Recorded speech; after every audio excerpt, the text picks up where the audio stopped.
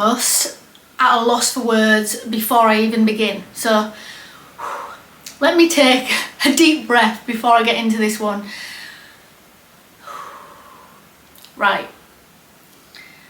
I've decided that here on what is my channel, there has come a point where I have got to shut down a conversation, because the minimalism and extreme minimalism that I'm wanting to put out here on YouTube and share with people is only ever supposed to be mindful and inspirational. And now, whilst we put something publicly, we can never ever truly stop other people sharing their perspectives. What I do want to point out is that there is such a thing as objective truth and such a thing as perspectival truth. And many of us have learned in minimalism, when there is a point where it becomes detrimental to our health, our mental health, if something is becoming a nuisance to us or a drama, like we even discuss in spiritual minimalism and decluttering, things that are causing a problem. This is a conversation that after today I want to declutter. So I'm just going to talk about the empty homes of extreme minimalism and extremity in general, because lately I've come across lots of comments on my channel, on other people's channels, other creators making videos, and then reading other perspectives that people have written about. Now, whilst I like to know many people's different perspectives, what people have to be mindful of when they're commenting on, people's videos that they've created on the internet is we're only ever viewing something from our own perspective. We can't get inside somebody else's mind and know what their perspective is. So rather than stating things as fact, I think things are better always asked as questions. And that is what today's video is going to be about. We're going to talk about extremities, people's perspectives on the subject of extreme minimalism, because there is a vast, broad spectrum of things people have been saying, and I want to cover those things so that I don't ever have to cover them again. So first of all, I'm going to change positions and I'm going to look at my bullet points of what I wanted to mention. First on my list of topical discussion is few people that have extreme minimalism channels talk about the actual process of saying goodbye to things.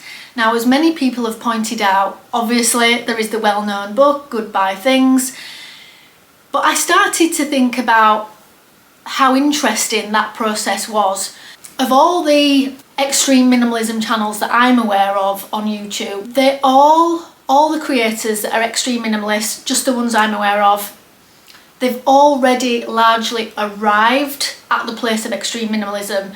A new creator comes along, they show us their bare, sparse apartment and home, hardly any closet, wardrobe items, and people, viewers, are accepting of that because they think that's how they have always lived or have lived like that for a long time. But what I would like to point out today is that very rarely have people always lived like that.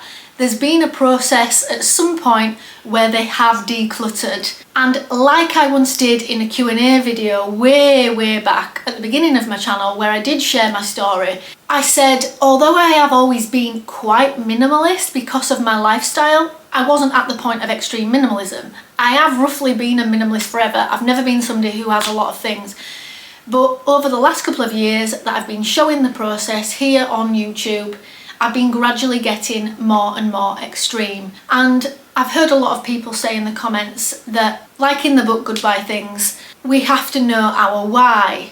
And I think there is a lot of assumption going on in a lot of people's minds where they think they know other people's whys, and nobody can possibly know other people's whys of why they are doing something. And Interestingly, I read a comment somewhere, actually on somebody else's channel, that said that they thought the reason that people were extreme minimalists was because they were empty people. I couldn't have actually been more astounded at how the actual opposite of that was true for myself. I'm not saying that person is wrong, but I know they are wrong for my truth, because since I started this process, obviously I have the added reason that we are going traveling. I have the added reason that we live in a very small home. I have the further reason that my partner is also a minimalist, bordering on an extreme minimalist. But if I get to the root of why I also enjoy doing this, so to ask me to stop doing it is to take away my joy, because I like to live like this. I also like making videos about this, so again, to stop me is to also stop my joy. Then I realised that the root behind it of why I enjoy it, because that's really the ultimate why, is the opposite of what I read in this comment about empty homes and empty minds. It's the opposite. My mind is so full of creativity and abundance, and I hate throwing that word around because it sounds so cliche, you know, abundance, we hear it all the time on these minimalist channels. But it is true in terms of my thinking and my thought process. So you will hear many people who actually have quite hectic lives saying that they prefer a home and a space that is actually very, very sparse. And that is because sometimes living in a sparse home is a tool to aid, and I've tried to do so many videos that elaborate this, so the people that comment certain things on my channel, they've either not seen them videos or they're not listening, because the only way I can try and quieten my mind, even with, you know, the best tools of trying to meditate, having meditative teas, quiet time, silence, if there is too much hecticness going on in my room, it becomes harder to quieten my mind. Part of the main reason that is motivating me to be so extreme is that I use it as a tool to quieten my mind, because my mind is actually the opposite of empty. My mind is so full and is constantly thinking and constantly coming up with creative thoughts. And even though I can try and quieten it, having less stuff definitely aids that. So I want to remind people of that when they keep asking me why. And I've even had people recently asking me to stop decluttering. I can't articulate enough how I just find that as like crossing over somebody else's boundary.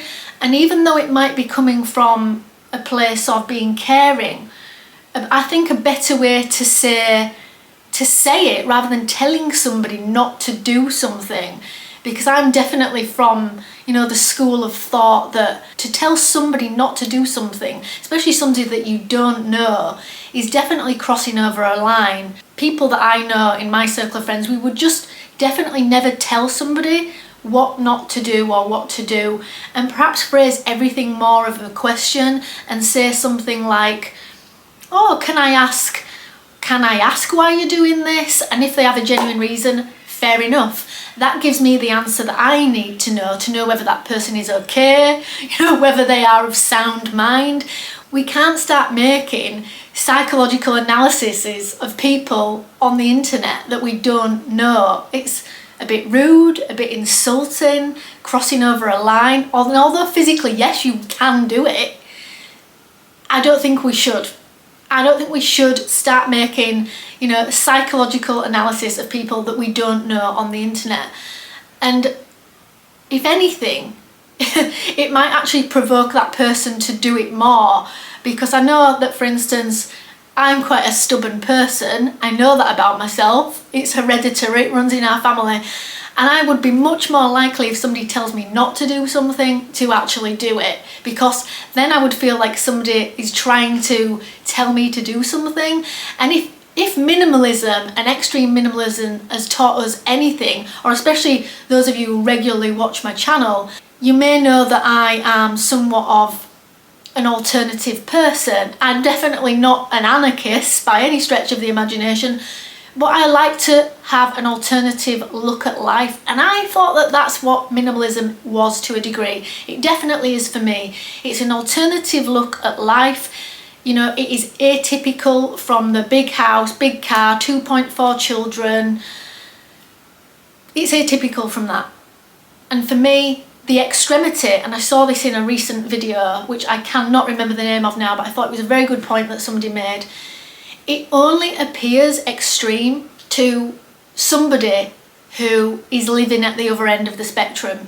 So because I've never been at the other end of the spectrum, you know, I've never been a hoarder or had a lot of stuff, my journey always started in perhaps normative minimalism with a normative amount of possessions.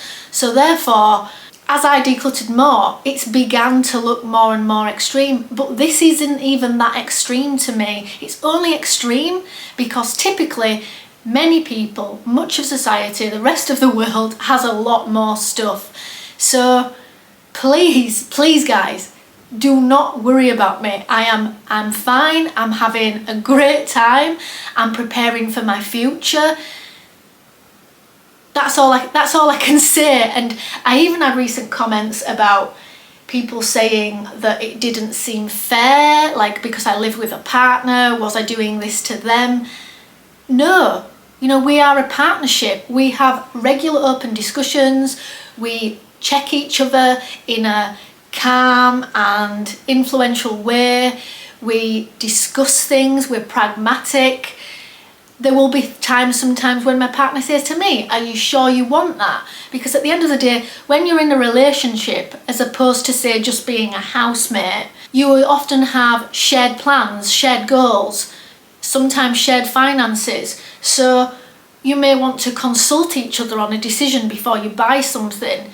Now, I thought that was something granted that most people would be aware of, but I've had even people stepping over a boundary for myself personally of what I'm comfortable with, of saying things like, oh, you didn't let your partner get that.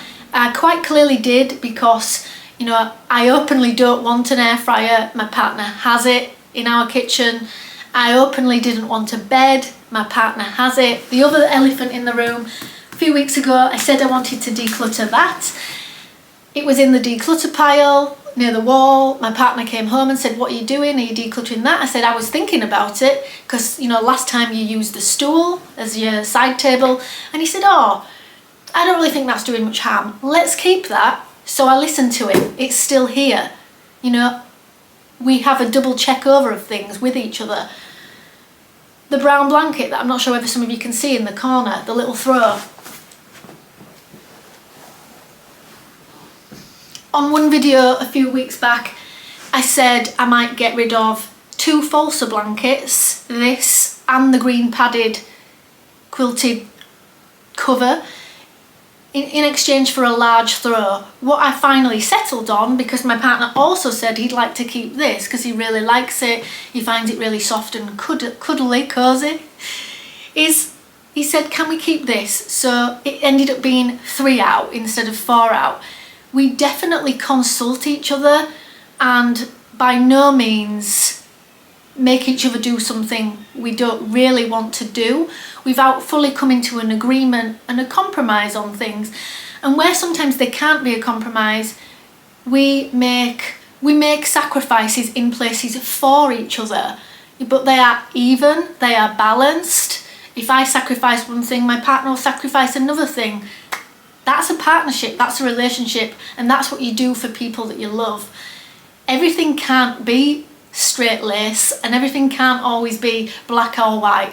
There are some grey areas even in minimalism, even though everything would appear to be black and white. Now let's talk about another thing that I see quite often, and I thought I'd covered this yet again, but apparently not. So I see lots of people talking about when minimalism becomes toxic, and I think in general what most people what the consensus seems to be is that people think that if you start counting your things, and if you are too hung up on the numbers, and if you have got down to a very low amount of stuff, it's become toxic for you. And it's almost, in some people's mind, a given.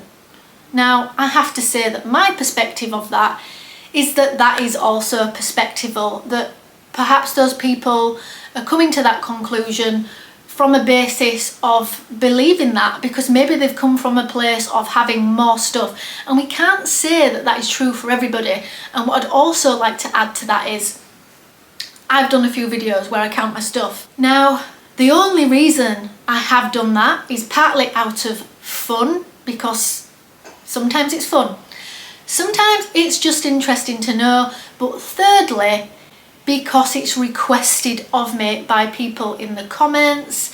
People that visit over on my Instagram will private message me and ask, oh, I'd be interested to know how many items you have. So it's not from a personal obsession of wanting to count numbers. We are requested these things sometimes as video creators, and I think other people sometimes forget that are watching on the YouTube channel. Also, some of the creators that maybe make these videos, or some of the people that other people are talking about that make these counting of items videos, when we talk about things in terms of numericals, it could appear to be competitive. Now, I personally couldn't care less if somebody living in Florida has 13 items. It's interesting to know, but that's another thing that I wanted to discuss. I'm not doing things here on my channel by any means to be competitive. This is just how I like to live. I'm just sharing my journey, and I don't know whether some of you have ever noticed, but this is why I never sort of phrase things as telling you all what to do. I like to imagine that a lot of you here are strong-willed, strong-minded, have your own opinions, your own thoughts, your own free will, and that's why I will never ever phrase things as you should do this or do this. If I ever even make a video that is slightly slanted in that way, in case you haven't noticed, I will always phrase things as this is what I did, this is how I did this, you may want to do this, point A, to achieve point B. But I never actually outright tell anybody what to do, because I wouldn't do that, and I wouldn't be so arrogant as to assume that I am the be all and end all, what I do is right, only do what I do, this is the only way. We're all individuals who all have our own way of doing things. Getting to the roundabout way of talking about the toxicity again, it's not toxic for everybody. It may be that you think it appears toxic because it would be toxic for you, i.e. the person that is saying that extreme minimalism is toxic. And to the contrary, from my perspective, I could argue that I think not living an extreme minimalist lifestyle is toxic, because it would be for me, there'd be so much stuff in my room that I wouldn't be able to concentrate. I wouldn't be able to focus, things would get in my way, I wouldn't be able to rest or relax. So actually for me, from my perspective, not living an extreme minimalist lifestyle would be toxic. I also think in terms of sustainability, having too many things would mean that you were in a constant consumerist cycle, more so than people living an extreme minimalist lifestyle, and therefore that's toxic. It's physically making literal toxic clutter that has to go to a landfill or be processed in some way. Now, I'm not saying that extreme minimalists like myself and otherwise don't still sometimes have to consume. We do, but just on a lot lesser scale. I also wanted to press the point a little bit evidentiary and exemplify the point that for those of people out there that were worrying that they thought my journey of extreme minimalism had got a little bit too extreme of late, they're not looking at small, poignant factors that even as an extreme minimalist, I'm not stringent. I still allow myself to occasionally buy something. I still occasionally allow myself to enjoy being given a gift, and I will use it for a while before I pass it on to a charity shop. And although I try to never buy new, I sometimes still do. And although I still try to thrift things sometimes, I see that as a way of balancing extreme minimalism.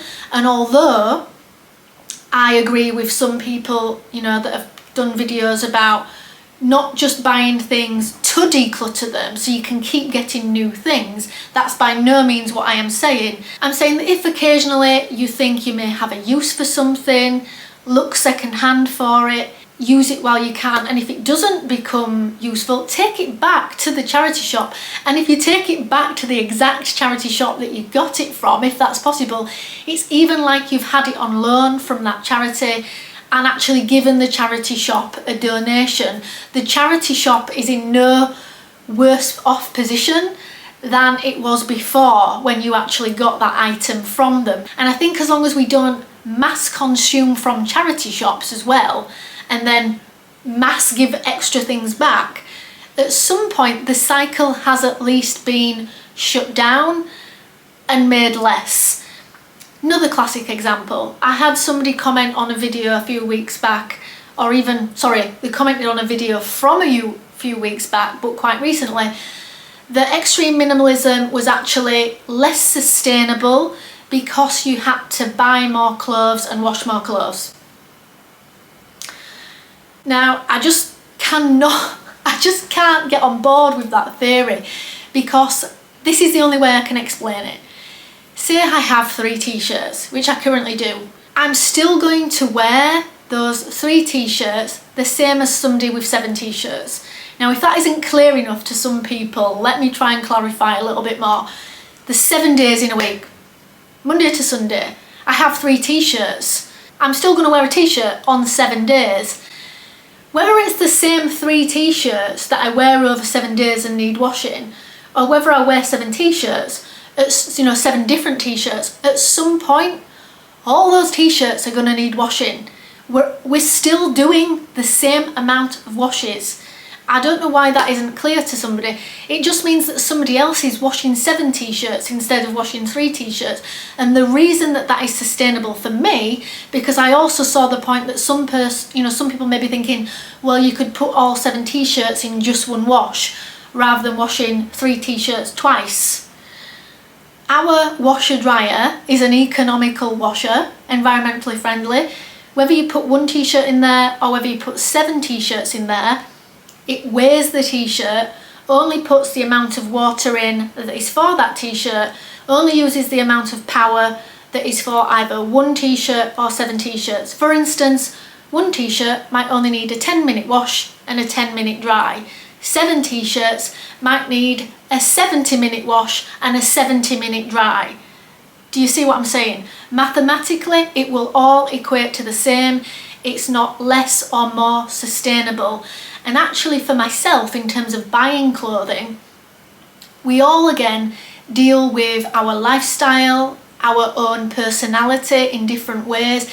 I'm beginning to think that I actually may have a little bit of ADD.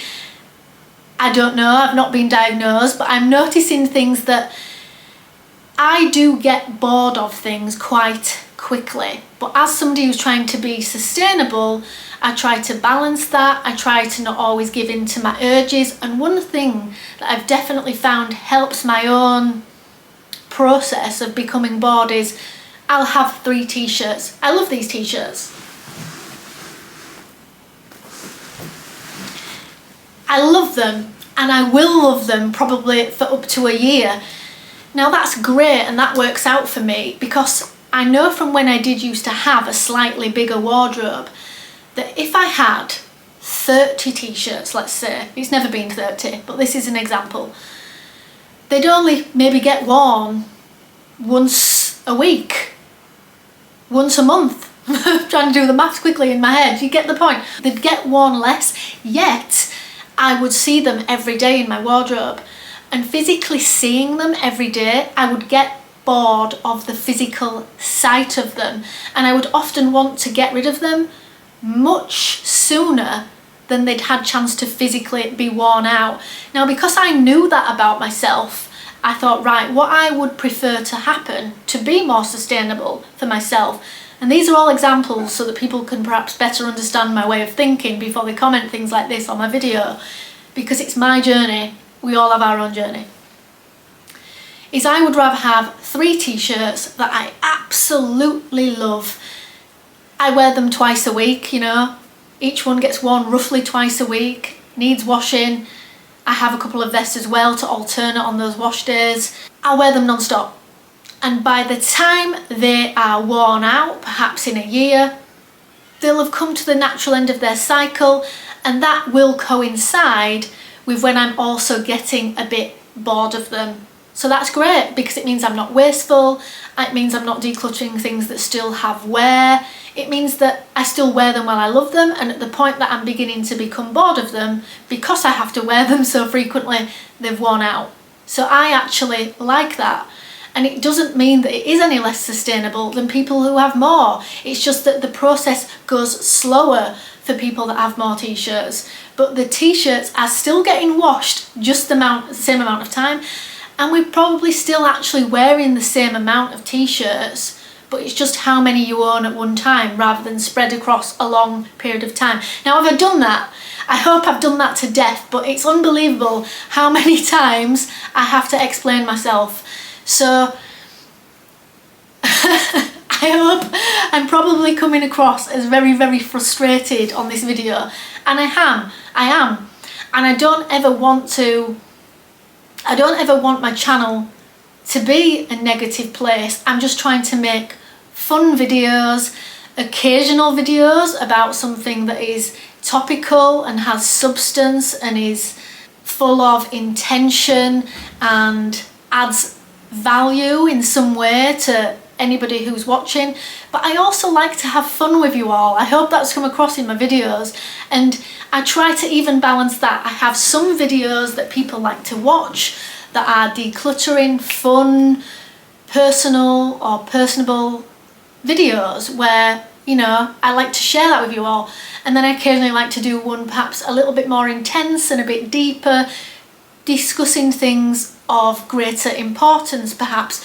But I just want to remind people that minimalism is a lifestyle, and it's definitely not just about the numbers of things. And I really, really hope, if you to watch across all my videos, for those people that haven't, I'd like to think it comes across that my channel and my videos are not just about the number of things. It's definitely about a minimalist mindset. But the side effect for that, for me, is that now I care so little about the majority of my possessions that it's not about the stuff, and that's why I'm happy to just get rid of it. I'm happy to just get rid of most of it. I would never declutter things at the detriment of my survival, you know, in this space, or my comfortability in a space. I'd like to think that that's clear. Now, I am getting a bit of a sore throat with all this talking, but I don't even care how long this video is, because what I've decided is this video from now on is going to be a video that for my own personal point of reference, if I get any comments that at all say something that goes down this avenue, I'm going to refer people to this video so that I can save my time. I am decluttering having to ever answer comments down this line of thought, and people will be getting a cut and paste response to this video. So let me go make a drink as a halfway point, and then we'll continue with this discussion.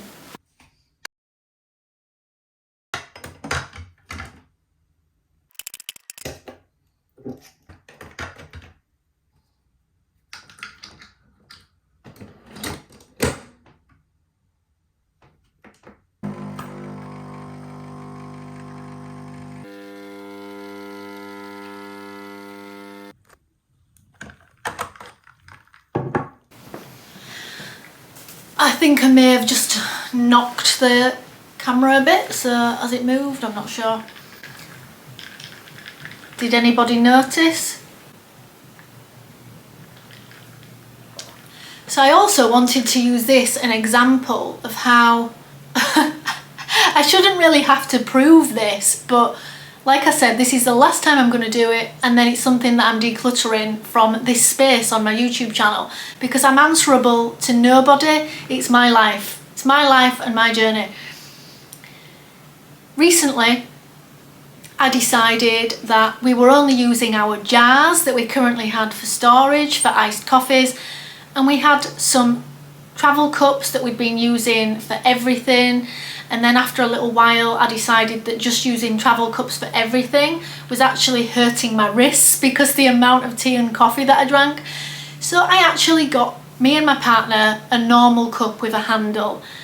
But then it got that we were using our jars for cold drinks. So I realised that actually, for once, we would have a proper glass. So that is actually something that we've learned in recent weeks that we value. And so, whilst I definitely don't think declutter everything without any thought whatsoever, you know, you can just buy it back later. I'm definitely not saying that. What I'm saying is, we really believed after much thought, my partner and I, thought that we could just live with one cup. And we trialled it for, I think it's been about 6 weeks. And we've decided that we missed having a glass for cold drinks, and because it is coming up to the summer where we would be having much more iced drinks, we decided that we would actually like to have a proper glass to have iced drinks in. Now, if things had become that toxic and I was that obsessive with numbers, having a new glass wouldn't be something that I would introduce back in, would it? So I'm just showing that to elaborate that for some people that think I have lost all grip on owning things, it's clearly not the case. And just to hit home a little bit more, I don't see the same people that comment things like this on my videos commenting this on people's videos that have already arrived at extreme minimalism. As I pointed out at the beginning of this video, it's like if they haven't seen the process, then it's okay. But watching the process of me physically saying goodbye to things, it's upsetting people. Because I can't possibly see from your perspective, because we all have perspectival truth. I don't know why it's upsetting other people. I know that for some people it's coming from a place of concern, but I'm just telling you, don't be concerned, because both my partner and I are happy with what our goals and our intentions are and what we are trying to achieve. And my partner actually does have diagnosed ADHD, and he loves living in a quieter home. In some instances and in some places of the home, more extreme than myself, although he has things that he would like to keep. Just like, for instance, in regards perhaps of some of the things in the kitchen, because he's not the cook in the household, there are some things he wouldn't be bothered having, hence him wanting the air fryer, because that involves using less pans and things. So we all have our different mode and method of what we would want to keep, what we would want to declutter, what looks extreme for us, what doesn't look extreme, to push things the other way, just to press the point even further. Some people who perhaps have a normative amount of possessions, whatever that means, may walk into a house of somebody that has more stuff and think, wow, this person's bordering on a hoarder. But that's perspectival to them. For instance, now, because we do live in a home with barely any things, I could walk into a home of somebody who is perhaps just an average minimalist, again, whatever that means descriptively, and think, oh, they've got a lot of stuff in here. Because perspectively to me, that seems like a lot of stuff. That would be too much for me to live with. Just like for some people watching my videos, they think that this is extreme. It's not extreme, and that's another point that I wanted to say about the word extreme, if it hasn't become clear in some of my recent videos. I don't like using the word extreme minimalist and extreme minimalism, but when we have to do this, well, we don't have to, but I like creating videos and therefore I do. when I make my videos for YouTube, I have to, so that they can be found by people, so that people are viewing my channel. If I want people to view my videos, we need to do this thing which is called making them searchable, using searchable terms. And sadly, as it may be for, some people, or as annoying as it may be for some people watching the titles of these videos, YouTube and the algorithm has grouped these types of videos as being called extreme minimalist videos. And the only way for people to find these types of videos on YouTube is for me to put that somewhere in the title. I'd like to not do that sometimes and perhaps just put, girl gets rid of blankets, but nobody would find it because nobody's going to search for that. But people who want to watch this type of content are going to put in extreme minimalist channels. So for anybody who is out there and watches, and perhaps even like myself, I get sick of writing that in the title myself, get sick of seeing extreme minimalist this, extreme minimalist that. Sometimes it is the only way for your channels to get found, and especially if you are a creator from a different country, because I have noticed now after 2 years of being on YouTube that I definitely think the algorithm favours American creators. It seems harder to find, definitely in the minimalist niche, minimalist creators from other countries. I know, so let's just say of the 100 minimalist channels that I'm aware of, I think 90 are either American and Canadian, and there is probably only 10 others that may be from Korea, Germany, where else? Japan, another one from the UK. See, I can't even remember because there is so few that are not American. So to be searchable, please be aware that it's not me wanting to go, I'm the most extreme minimalist out there. It's what the YouTube algorithm requests of us as creators in order for our YouTube videos to be seen by anybody. And I want to, because I want to share this journey, and I want to share it from a perspective of joy and fun, not look at me, look what I'm doing. And I really like to believe that it doesn't come across as some kind of ostentatious show. And somebody once, and I do remember a lot of the nice supportive comments that a lot of you do give me, and I do try to remember that in a balanced way as well.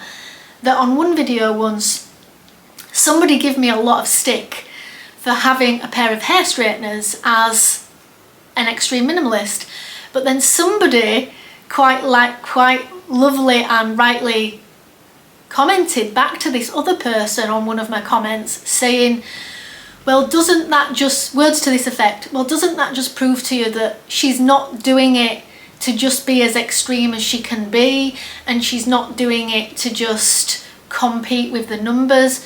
She's clearly keeping the hair straighteners, although she could quite easily live without them, because they add value to her life. And sometimes I do wonder whether what goes on some people's channels, because as somebody who has very, very naturally curly hair, I can often tell by people's hair texture that their hair is not naturally straight.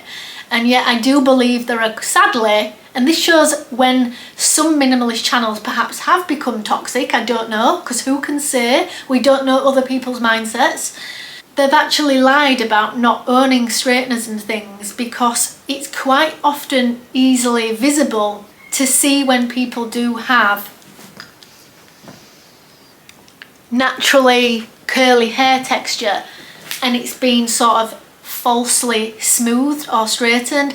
And you know, you've got to feel sorry perhaps for the people out there now that comments on some extreme minimalist channels, and even on general minimalist channels, it's the commenters that sometimes have become toxic and are making it a toxic place, because you can't win. You can't win with extreme minimalism. If you buy something, somebody says, well, that's not very minimalist, that's not very sustainable. So then they've created this place for us all makes us think we can't ever admit to buying anything, but then other people will comment on that. You can't win, whether you buy something or whether you don't. If you buy something, you're not being very minimalist, and if you don't buy anything, you're being too strict and too extreme with yourself and with minimalism. So you can't keep everybody happy, and as my channel grows and as the comments become more and more, I'm slowly learning that, and I'm getting to a point where I'm not going to entertain those types of comments anymore, because I need to declutter that aspect of my channel, because I want this channel to truly be a place of joy and about mindfulness. The other stuff is just by the by, you know, it doesn't really matter. It is just matter, and it doesn't really matter. So I hope I've really pressed that point home.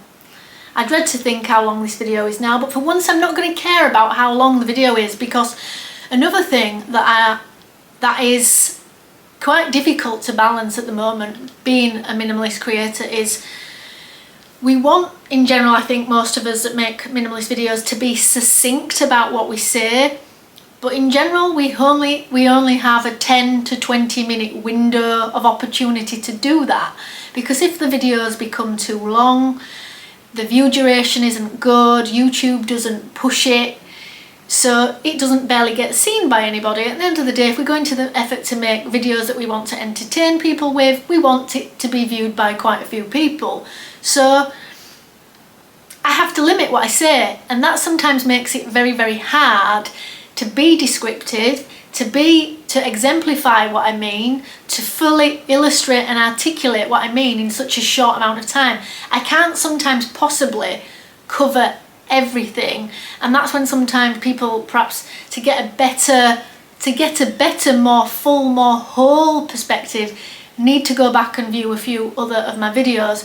But this video is now definitely going to be the point of referral for anybody asking me questions like this. And at some point, for any of you wondering when I am going to do the Q&A, I hope to do a Q&A that I promised when I reach 2,000 subscribers, and that has actually, I've grown from 2,000 subscribers to where I currently am now, quite a quick period of time.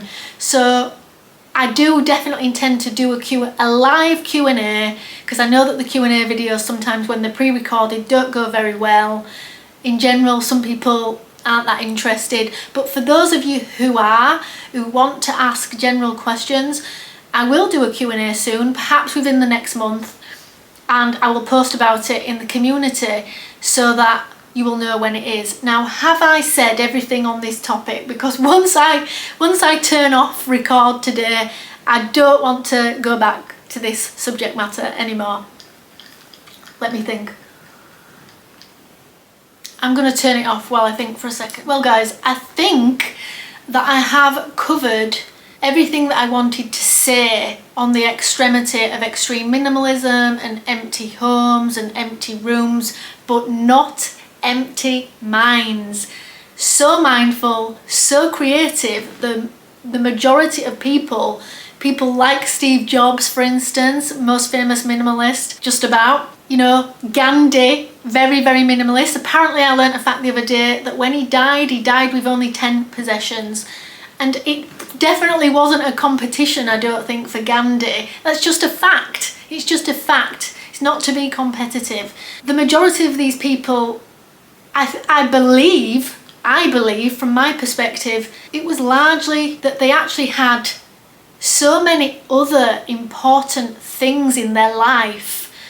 Their mind also so full of creativity and other areas of focus and interest that's why they felt the need to be extreme. Because I know a recent comment on my channel was, you need to focus on other things than over focusing on decluttering your possessions. This thing that I do on YouTube, you know, it's a hobby, an enjoyment, and it doesn't take up much of my time. I have lots of other areas of interest. I mean, I hope to make clear when I did the morning routine and the evening routine what my day roughly looks like and what I get up to and all the other areas of interest that I have.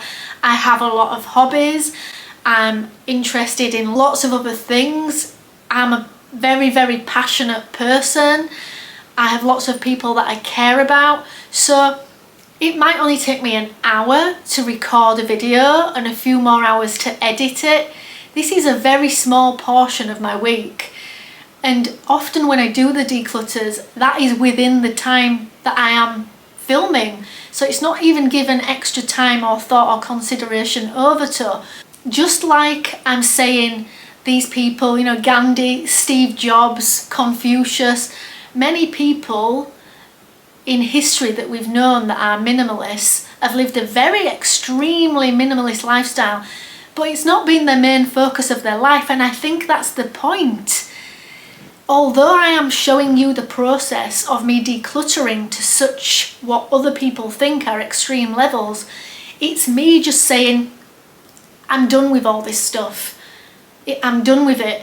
My mind is so full of other things that I want to focus on and be essential about that I can't be bothered with this stuff anymore. This stuff doesn't matter to me anymore. And I am, believe it or not, I have got my own mind enough to know what does matter to me. As odd as that may seem to some people, or as unbelievable as it may seem to some people, I am strong-willed enough to know what matters to me and what I will keep. To round up what I'm trying to say, I would say that if I had to hazard a guess about all the extreme minimalists that I'm aware of, extreme minimalists from history, extreme minimalists that have been here on YouTube or that are still currently here on YouTube, it's actually the contrary to what other people seem to believe about extreme minimalists. It is not that their mind is empty or that they're trying to be competitive. It's actually that their life is so full of focus and intention in the non-material things that they don't want or need the material things anymore. That's true for me. That is my truth, that is my perspective. And if there is anything that I have left out of this video, because sometimes, because this is not scripted at all, I'm just talking to you all, if there's anything that I feel I have left out of the video, as with the case with all my videos, I will add it in the description, sometimes I will add it in the comments, and I'm going to make an exception in this video, and I will also, if even in the time that I'm editing this video, I may well add it on a black title screen at the end for you all to read, and you can slow down or go back and read it at your own pace and your own leisure.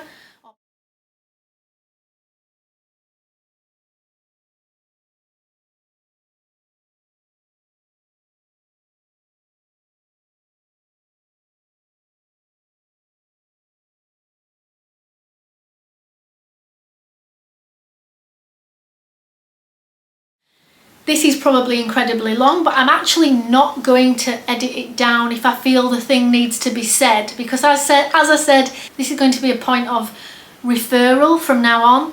And was there anything else I wanted to add to the end of this video? No, I won't actually.